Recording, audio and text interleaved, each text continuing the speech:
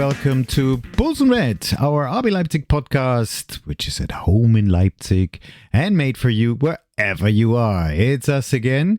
Towards the end of the week, it's our usual podcast. And tonight, I'd like to welcome the brain of the podcast, Richard.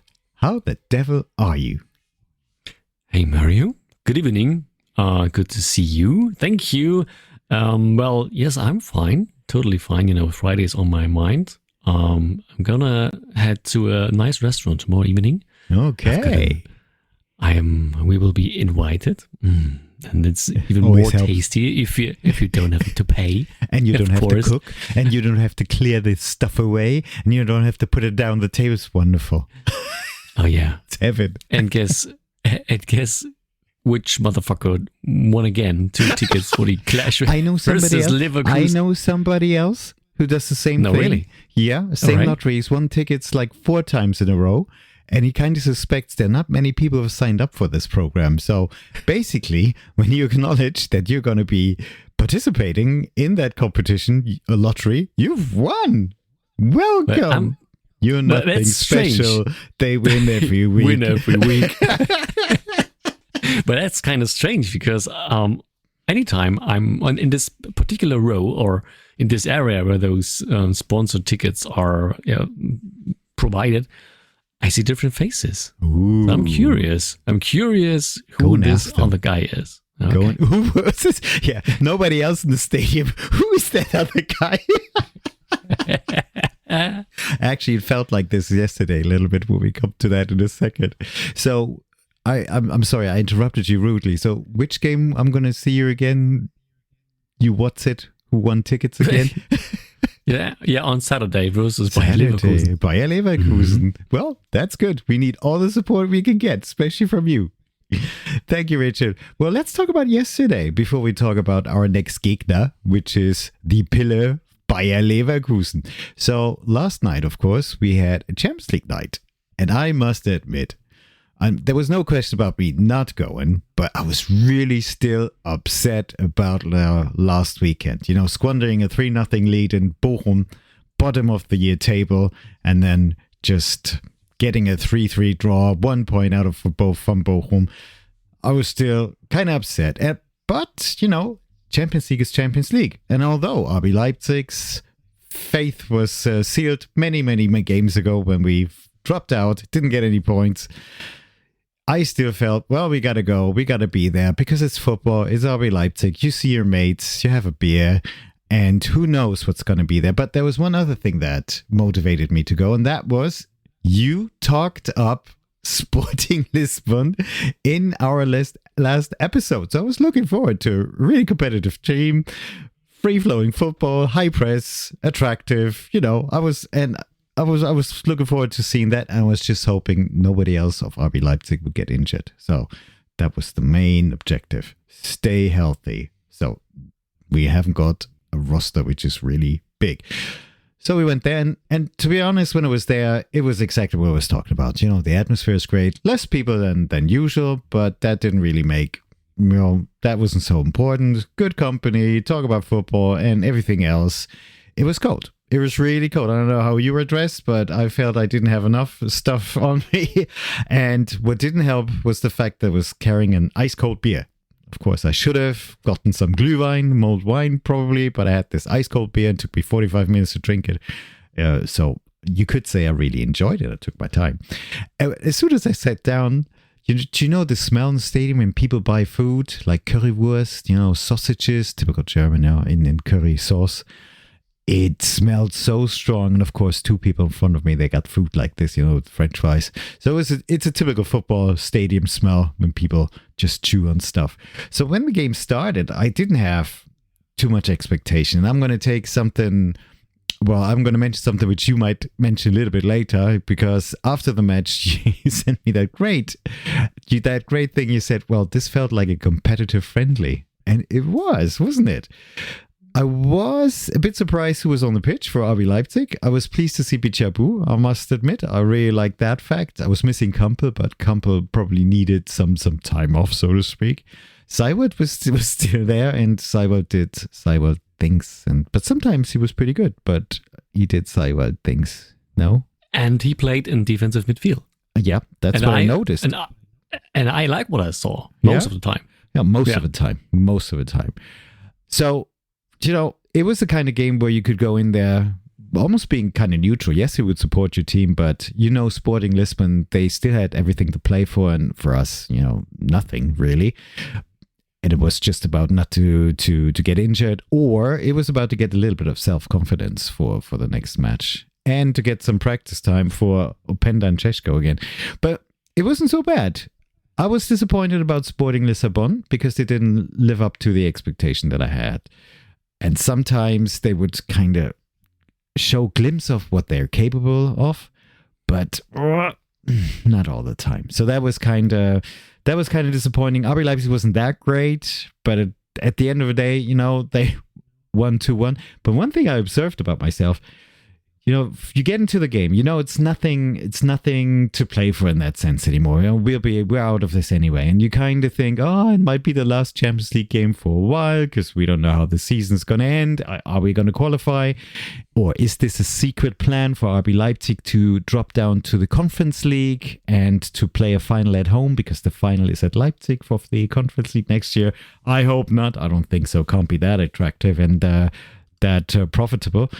But it is football. It is your team. You get into it and you support it anyway, and you get worked up if they don't play the right way, the way you think you do. Plus, all the experts around us, they know it all better. This is brilliant. And you start being competitive, and it's not okay if RB Leipzig would have lost yesterday. You wouldn't have said, okay, we saw a nice match of football. No, you really get behind your team. That's what happened. And I was pleased about that. Really pleased with RB Leipzig, getting in front. Second goal, apparently it was offside. I didn't see it really from where I was. I think the argument was Openda prevented a defender from getting to the ball that Raum actually connected with and then subsequently scored. So, okay, we kind of missed that one. Second half, I felt Sporting Lisbon was improving, getting better, getting closer, and I thought, okay, it's only a matter of time when they equalized, and of course they did. But then Yussuf Poulsen, who came on the second half, did Yussuf things, and this is injustice. I from where I was sitting last night, I saw him scoring, and it was just great that he scored. And I just love it when Tim Tölke announces that Yussuf Poulsen has scored. In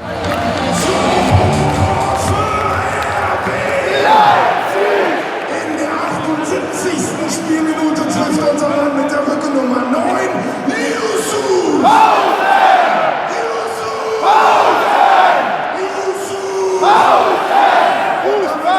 Neuen Spielstand RB Leipzig!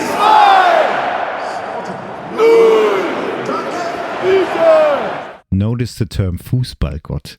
The gentleman next to me, I think he got so excited. He must have done this for years. There's a tradition because this gentleman, I think he has had a season ticket since, 10 or 11 years ago. So he's been there, a repeat customer. Let me put it this way, a repeat customer. And he just added, even when Yussuf Poulsen came onto the pitch, he added that term Fussballgott. How would you translate that? God of football. Fußball. God of Fußball. And the way this goal was scored, it felt like, yes, this is Yussuf Poulsen. It didn't look very eloquently, but I don't do that justice, because when I watched it back on TV, I could see the only reason why that ball went in was because Yussuf Poulsen stretched his leg so far to give that ball the last touch with his 5 toes. They weren't offside, to put that ball in, because otherwise the defender would have cleared it. I didn't realize that when I was there. So hats off to Yussuf Poulsen. Wonderful, brilliant. And at the end of the day, we won. And that felt good, because I was really disappointed when they equalized Sporting Lisbon. So although, it didn't matter. At the end of the day, if we had 0 points or 3 or 1, it didn't matter, apart from the fact that there's more money coming into the coffers of RB Leipzig. Okay, with a win. But at the end of the day, it was an enjoyable evening. RB Leipzig, I think, was okay, not brilliant. With that kind of rough fight or game, I'm not sure if we're able to beat the current champions of the Bundesliga, but it should be enough to get some confidence, a little bit of boost. Nobody else got injured. And we know that Šeško can score, Openda will score again. And that was just a nice evening. And we went home with some mates and with a nice feeling, warm feeling. And I was okay. It was a nice evening out. So everyone who wasn't there, you kind of missed a nice evening, to be honest. It was cold, and it was actually, as I said, empty. And usually the official attendance was 33,000. Usually it's more than 40,000. There were large gaps, but when you're watching the game and you're following it, you don't care. The away block was kind of empty, I think a couple of hundreds, and I didn't really know, but the Sporting Lisbon fans they're actually banned from attending this away match, and for that reason I think there were quite a few. Plus they were setting off fireworks in the second half and a banner which didn't put the UEFA in a good light, let me put it that way. So they just confirmed why they're actually banned. But there was one thing I didn't know. I don't know if you noticed, if you had turned around where you were sitting, did you have a look at the VIP section? There was a large crowd of people with green and white scarves, and they weren't Chemie Leipzig fans. They were Sporting Lisbon fans. It was quite a large part there, and they were dotted around it as well. So people did find ways to get tickets. And maybe these are people who, live in Europe, live in other parts of Germany. But they were a bit quiet, those Sporting fans. They only were chanting when they were scoring and a little bit, and they were free, and they felt that Sporting was getting a little bit better. But all in all, it was a bit disappointing of Sporting. But again, I wish them all the best because they have still everything to play for. And hopefully their next match is working out a little bit better. But to RB Leipzig, take the positives and take it to our next match. But Richard, I know you were there as well. How did you see that wonderful evening? Hopefully it's not the last one for a while. I would love to get this back next season. Yeah, me too. To be honest, I was a little bit disappointed from what I saw from Sporting Lisbon because, you told it, I really hyped them and I really expected much of them. Because I watched those tapes and I watched what they are capable versus Man City, and even when they was shut out of the park versus Arsenal 1-5, they didn't play that bad. They were just I don't want to go that far to say they were unlucky, but they just conceded a goal with every shot that was taken. That was taken by Arsenal in that game. So yesterday was like nothing from their deep pressing style, from their quick game, from their game with the wingers, nothing at all. And it was just partly because the defenders of RBL were so good. I mean, I like what I saw from Klostermann, especially that particular scene where he just had a nice duel versus Gyökeres, who came on in the second half, along the sideline. And in Germany, we would say he just had him abgekocht, he just cooked him. He just sent him back to school. He was eingeschult. And and I like what I saw. And Orban had a really, really strong performance, really awake, great anticipation. And in most scenes, he was involved. And so, I think our defense did a good job. But on the other hand side, when I saw the starting 11 that the Sporting coach would like to send out, and I was like, okay, number 9 is missing. And I think, okay, maybe this is a little bit too arrogant. Yeah. So it's like, okay, it's just RBL. They're in a bad form. They lost 6 in a row in the Champions League, and we're going to win anyway. And we don't need our very best squad. And in that moment, I recognized that. I was like, okay, you will regret that decision. Okay. And finally, that happened. On the other hand side, I was not disappointed by number 26. I think he lost only one challenge midway in the second half. Well, I think it was Šeško with a nice action. Or it was Baumgartner. I think it was Baumgartner who sent him in the wrong direction. But hey, he was on point in every challenge. I like what I saw from number 26 on Monday. Wow. I think we will see lots of more to come from him in the upcoming seasons. Is this the gentleman who gave you Upamecano vibes? Yes. Yeah. I noticed that too, and I thought, I mean, I get Upamecano vibes from Pichabu, I must say, but he was even more of a monster.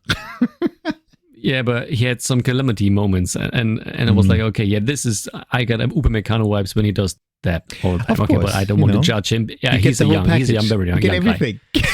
Yeah, everything. But not the frame, so not in the width. Not yet. Okay, he is as high as Upamecano, but not in the width. Okay, freight train style. So, and on the other hand side, I was a little bit disappointed from our offense. You know, Xavi didn't have his best evening yesterday, and he didn't have his best afternoon versus Bochum, and even versus Stuttgart. He wasn't the 2023 Xavi. So, Mr. Simmons, we need you desperately. Yeah. You need to show up. We cannot afford any single game without you in the top performance. I know. But I really enjoyed when Yussuf scored. Yeah. And I was like, okay, that's going to be ripped off the board anyway. So everyone was jumping around me and clapping. And I was like, okay, come on. This is ridiculous. They cannot stand. But then finally it stood. Took a while. Like, okay, cool. It took a while until they confirmed it. So we start booing already, because that's what we do. Yeah. You're right. And I wouldn't have been surprised if they've taken off the board for whatever reason. I can imagine, somebody fouled somebody in the process. But no, it stood. Yeah, finally, it was an enjoyable evening. But it had quite a a stumbling start. So for me personally, because I went with my daughter actually, because my son went ill. Yeah, and my daughter was with me. Not that your son went ill. I don't find that cool, but cool that you went with your daughter. and I was like, okay, we were leaving the house 10 to 6.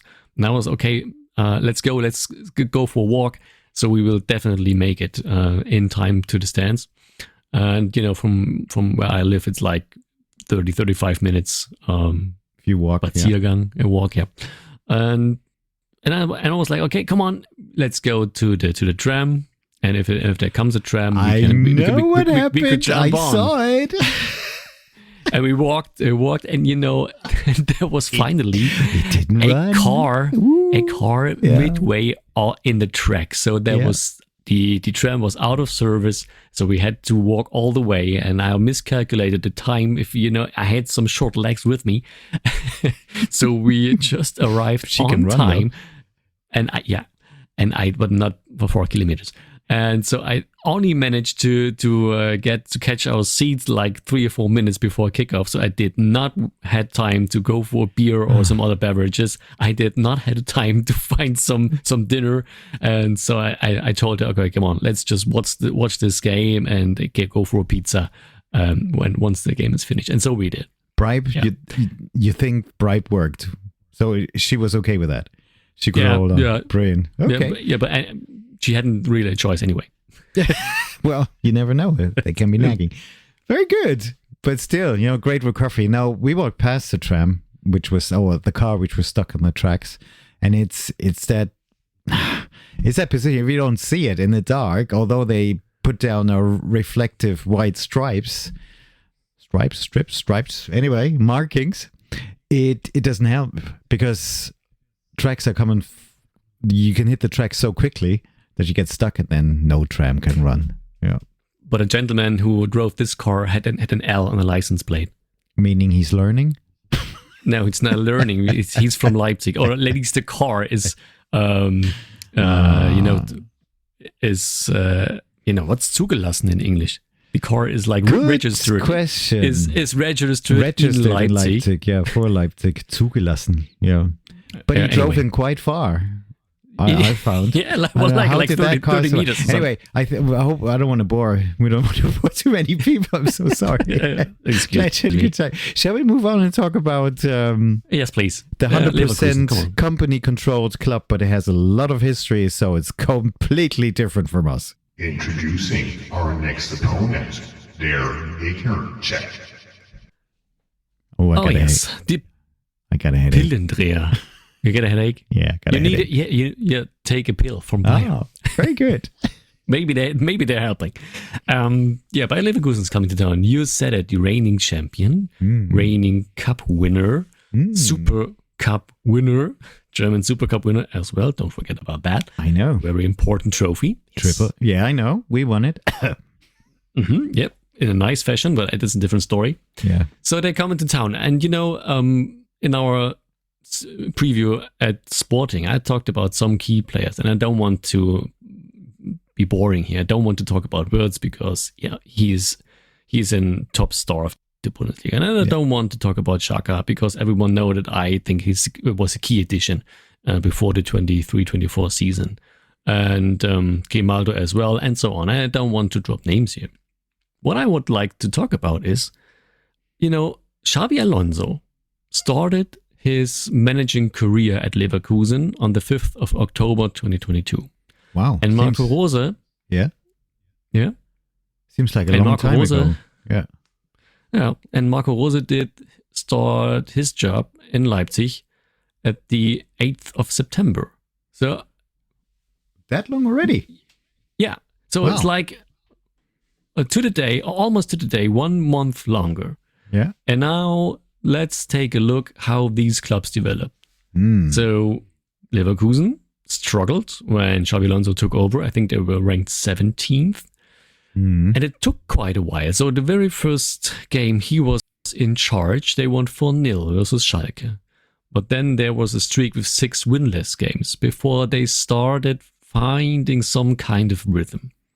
And when Marco Rose took over, it was the first game was a win, and there was, I think, 3 winless games, and it was like, okay, now he has some connection to the team, and things starting to develop.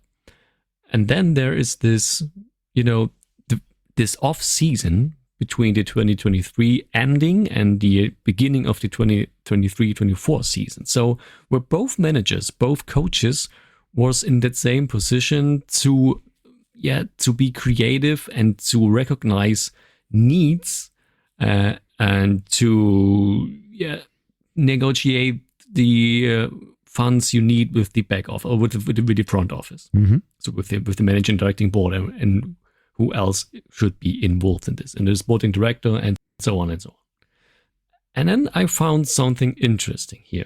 So if you take a look at the Bayer Leverkusen squad, 2023-24, they had 4 key additions on their roster compared to the season before. So they acquired Xhaka and Grimaldo, I talked about them, Jonas Hofmann, who played a key role in that season too, and Victor Boniface. A few others. But if you take a look on the number of minutes they spent off the pitch and the number of games they played, so it's all about those 4 players who were newly added to the club and had some significant role. On the other hand side, what they lost is Diaby. I think he went to, I don't know which club it was, some English club. Forget about it. I think he went to Aston Villa? Yeah, now he's in Saudi Arabia or whatever. But I think he went to Aston Villa, didn't he? I'm not quite sure. I didn't follow him, to be honest. Okay, so Diaby left. It was the player with the second most minutes spent in that season where Xabi Alonso took over. Okay. Mitchell Bakker, the defensive midfielder and defender, and Kerim Demirbay. Oh yeah, those 3 players. That was the 3, important or more important players that left the club. So 3 left and 4 were added. And now take a look on this season. That's in this ongoing season. What are there? How many players did Leverkusen add who are now in the top 11 players this season, according to spent time on the pitch? Maybe only 2. None. I knew it was little, but I thought it can't be the case. Come on, really? Why is that? The thing I would like to point out here is consistency. So let me read. Consistency, I think maybe this is an important piece of puzzle to be a successful team. Create a high-level consistency. So, hear me out. You have, and you can count with me, you have Tabsoba, Xhaka, Grimaldo, Ta, Hincapié, Wirtz, Frimpong, Andrich, Schick, Boniface. I think there were 10. Was it? Yeah. 10 or later? 10. Okay, the first time I counted 11 when I prepared this little episode. And okay, maybe I miscounted, but number 11 is Martin Terrier. It's a guy from France. And there was one edition. Okay, so that guy is new, to be fair. But I think this is not correct sorted here because Nathan Teller has 3 minutes more. I'm right. So 11. Okay, so it still stands. I just 11. So glad you know your numbers. 11 players with the most time spent on the pitch this season were with the club last season. And now take a look compared to what RB Leipzig had to suffer or what they were doing. I'm curious. Yeah. All right. So, who did we lose at the end of the 22? 20, the guy with the watch. I'm gonna hurry up. Watch. I'm gonna hurry about it. Just I didn't mean that, but we lost the guy who's pointing to his watch every time he scores.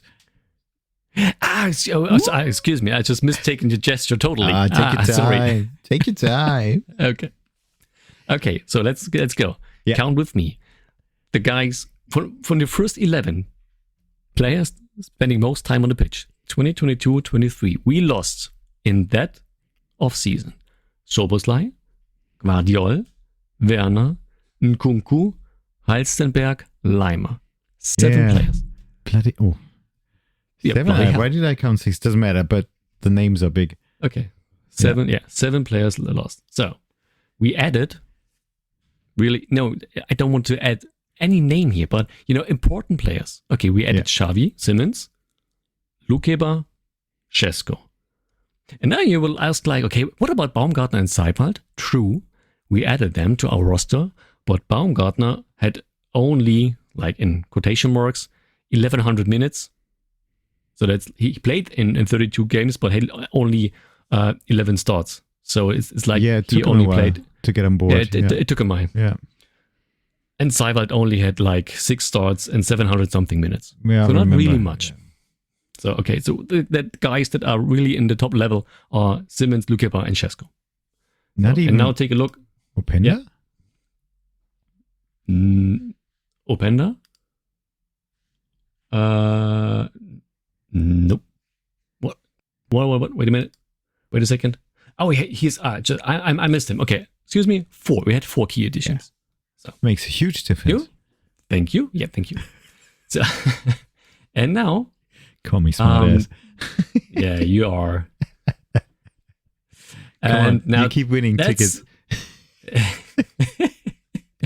I pay for that. I pay for that. Okay, you keep winning tickets. Yeah, but you're the rich guy. You're the rich guy out of house. Yeah, right. Okay, let's get personal now. Let's and now to something completely different. Yeah.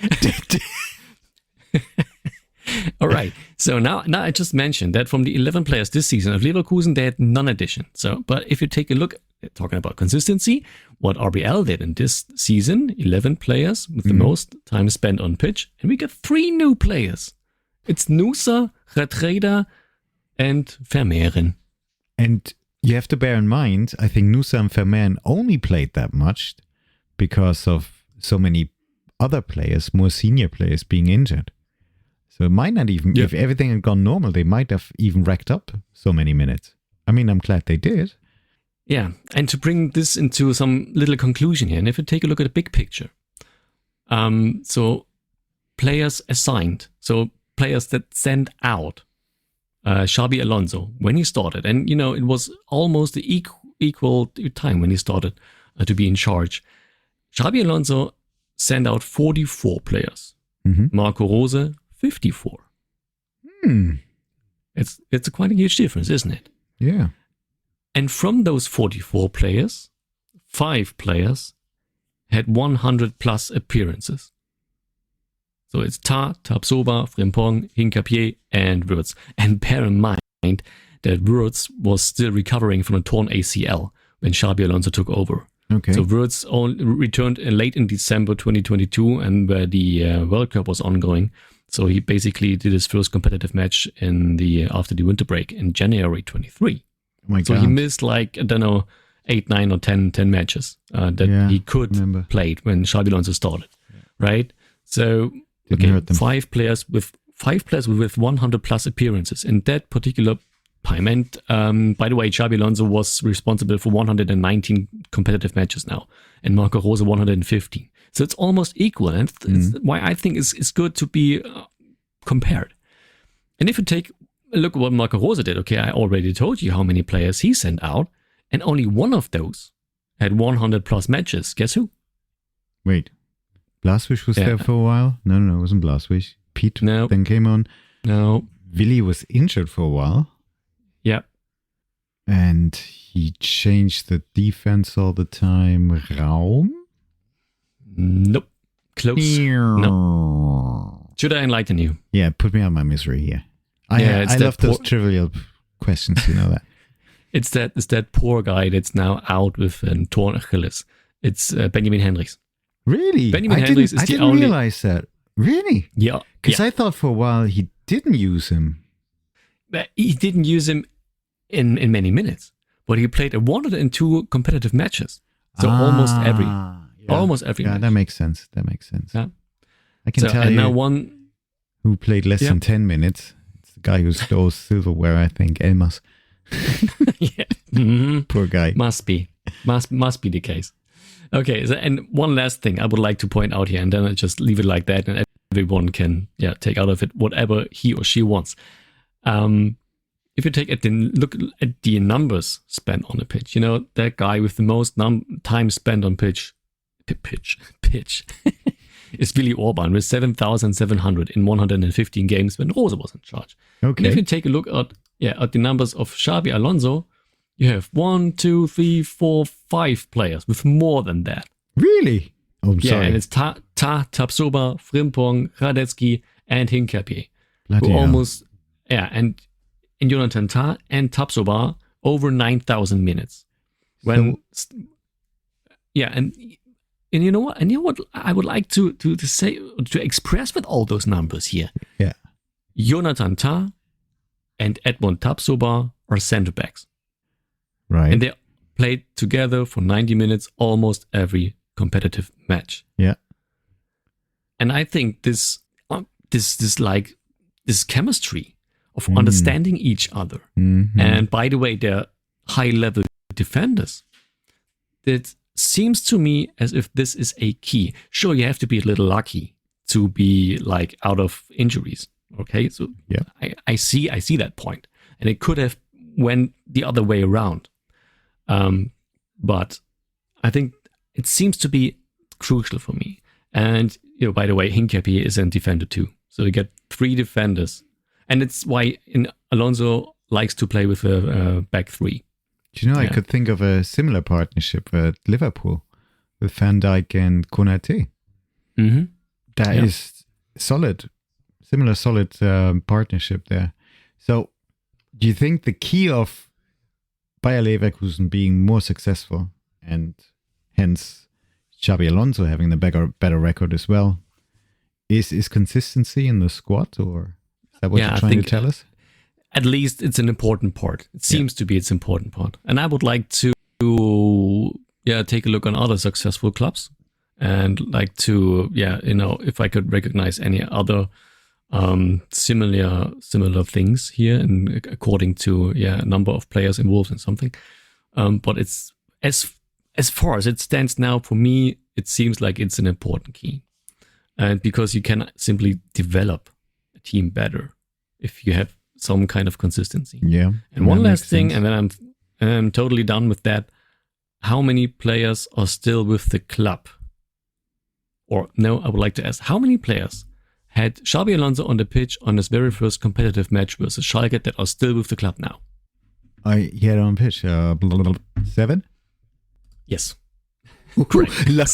Lucky me. I should have won tickets. I should have played. But it must be a high number, because if we're talking of consistency, 7 is great. 7 out of 11. And 7 is great. If you compare this, did you compare this to RB Leipzig as well? Of course I did. Wow. And only 4 players were on that pitch versus Dortmund, so like 2.5 years ago, that are with the club now. So basically, it's Gulaschi, Orban, Raum, and Schlager. Those players were on the pitch. Wow. Okay, so we still have Poulsen and Silva and Hendricks and Campbell who were on the bench. But on the pitch, when the game started, it was only those 4. And now, how can you develop a team to be successful over a long period of time if you had changes like that? And fundamental. And I would like to read the names that we are missing here. They were on the pitch versus Dortmund. Come on. It was Simakan, Forsberg, Werner, Soboslai, Nkunku, Leimer, and Jallo. Okay, so Jallo we don't really miss, but the other 6 Timo? guys. Do you really miss Timo? You're Timo. We're a Timo believer. Not anymore, but not anymore. But I do miss the 2020 Timo Werner. Yeah, but it wasn't 2022. He wasn't that bad. But some powerful names. This is the thing. Yeah, it's plain and simple. You have to keep your squad together in key positions. I'm so sure we're going to continue this discussion over the course of the next half a year, because also it's going to be interesting to see how Jürgen Klopp impacts a club like RB Leipzig and kind of influence he has. And I'm surely towards the end of the season, when we talk about the new season, this is going to come up again. Now, last time we talked about our encounter with Bayer Leverkusen, you mentioned we had no chance in hell to take away any of that, from anything from Leverkusen. And I would like to recommend that you repeat this, please, because that means they're going to get the 3 points. We ain't got no chance at all. I agree. Do you want to do the scoreline now? I know you never bet against our team, but realistically, what do you expect? Well, it's going to be a heck of a job. Yeah. And I was asking all the time since Tuesday night, is Bayer Leverkusen going to lose 2 in a row? Probably and I'm not. like, well, maybe not. Maybe not. But, well, it's a funny old game and blah, blah, blah, and so on. But it's going to be a heck of a job. Yeah. But we need to show our Werder Bremen face in terms of intensity and willingness to run, combined with the with this really awake mindset, with this focused mindset that we showed defensively yesterday, and most of the time, especially our center backs. And if we're going to do that, well, we maybe have a little chance here to get away with an ugly 2-1 win. I remember last season when Bayer Leverkusen showed up. It was the top game on a Saturday night. And RB Leipzig, I think we got in front twice. And I remember that beautiful goal on the counter of Go Penda. That was beautifully done. But I always had the feeling that Bayer Leverkusen will come back. And it didn't surprise me when in the end they turned this around in Bayer Leverkusen style from last season. To be honest, I can't really see past that. I do think we're going to lose something like 2-4. I'm sorry to say. At the end of the day, hopefully it's going to be an entertaining match. Nobody's going to get injured on Leipzig's side, and I think we need to get the points somewhere else. But we need to start soon. Nevertheless, we're going to be there, and as I learned, you got some tickets. So what do you think? Marco Rosa, who is he going to send on the pitch? Who can he send on the pitch? Introducing our next opponent, their Gegnercheck. Well, that is Bayer Leverkusen. We've done that, but we're looking for the Richard starting 11. Liebe Fußballfans, wir kommen jetzt zu unserer heutigen Mannschaftsaufstellung. I think Gulaschi will return, so Gulaschi in goal. Baku will return, and I have to apologize. I mentioned him in the starting 11 before the Sporting Lisbon match, but he is not eligible to play in the Champions League. Oh, so that's why he wasn't there. Yeah, I was wondering. That's why. We're missing Karl-Heinz Riedle. Yeah. So, and now he's well rested, so he should return. So Baku, Klostermann, Orban, and Raum. Klostermann, it was like, perfectly. Yeah. Campbell will return, I think, in defensive midfield. Campbell alongside Seiwald. I liked him a little bit more and than Haidara in that game, to be honest. Okay. Nusa will return along with Simmons in offensive midfield, and I think don't think there's any way to get past Cesco and Openda as a first choice. For a second, I thought you said Yussuf Poulsen, but that's okay. Now that he's top scorer, he can come on. Not a problem. It's the last lad that scored for our club. Wonderful. Thank you, Richard. And thanks for explaining that term consistency to us in such a detailed way. I think we got the message across, and we can always return back to that. Guys, let's have a good weekend. Let's get the 3 points. We're going to be there. We're going to be shouting, and we would appreciate if you shout at the TV, if you support them from where are you watching, maybe listening, or just transmitting positive energy. So this has been Poulsen Red, our RB Leipzig podcast, which is at home at Leipzig. It would be great if you like our podcast and you listen to us, and we're really grateful for you listening to us.